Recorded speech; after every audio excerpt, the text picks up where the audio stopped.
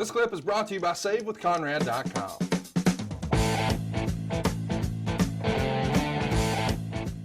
Let's fast forward to WrestleMania 4, March 27th, 1988.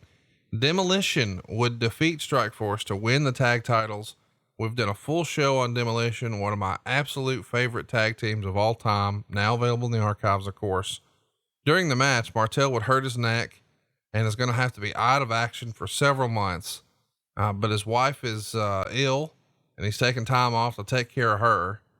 And during the rest of 1988, Tito was mostly used in lower matches on house shows with no real angles or anything like that.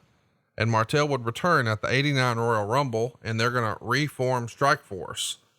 Let's talk about that from just the mentality. I know it's a different business now, but back here in 88, when you have a popular tag team like this and one of the guys go down, but the other guy's still healthy, that guy still wants to work. He still wants to eat and he still wants to earn some money, but you really don't want to get too far committed with a singles run if you're still hopeful that his partner's coming back, right? Exactly. And you want to be able to, if there's a story, but you need to know when his partner's coming back. Right.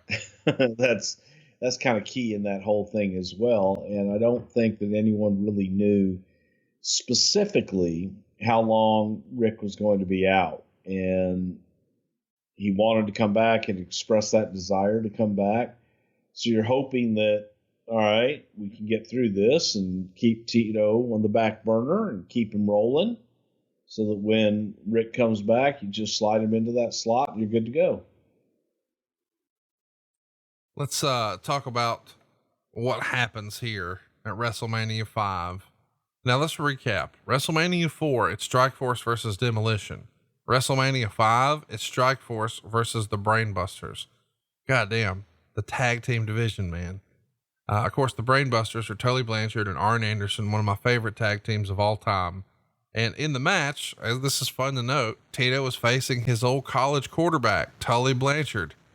During this match, Tito would accidentally hit Rick with the flying forearm, and for the rest of the match, Rick wouldn't tag in and ends up leaving and going to the dressing room.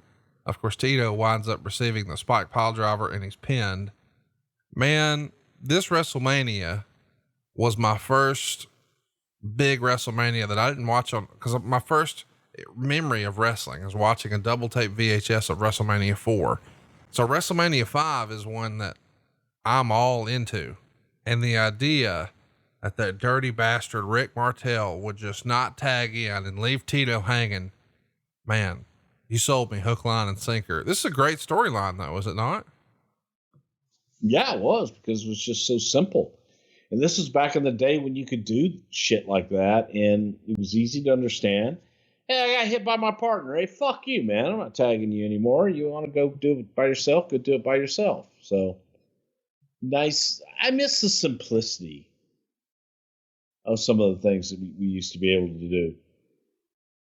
Well, I think a lot of people do. I mean, that told the whole story. And right afterwards, Rick would cut a promo on Tito in the dressing room. He's going to turn heel and eventually become Rick the Model Martel. And after the split, I think it's been written that Tito asked to be a heel too, but Vince declines that. Why was Vince? I mean, obviously from a short-term storytelling piece, you definitely need the partner to be heel and Tito to stay babyface, but long-term, Vince just didn't see Tito as a heel. Fair to say? Absolutely, because it's hard to hate Tito Santana. The human being is, what you saw is what you got on Tito. Tito is a very, very warm, natural, just real person, man. There's nothing put on about him. He's a good guy. He would be the guy that would, be the first one to come to your aid. And if someone was doing someone wrong, Tito would be the first guy to step up and say, hey man, no, don't do that.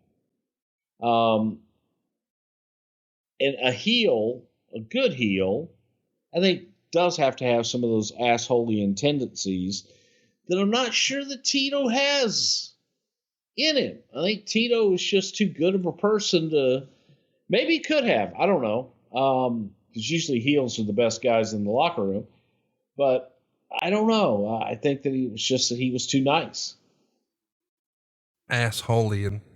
Talk to me about this split. I mean, a few years after this, if you had a long-term tag team who had success and maybe a couple of tag reigns and then they split up, there's going to be a series of matches on television and on pay-per-view.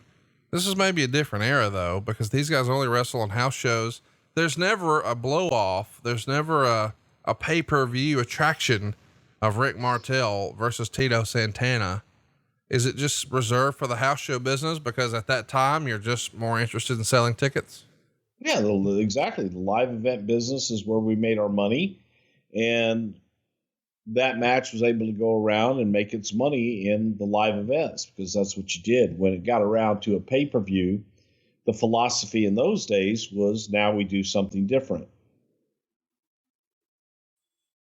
Hey, it's Conrad Thompson. Thanks for checking out the podcast here on YouTube.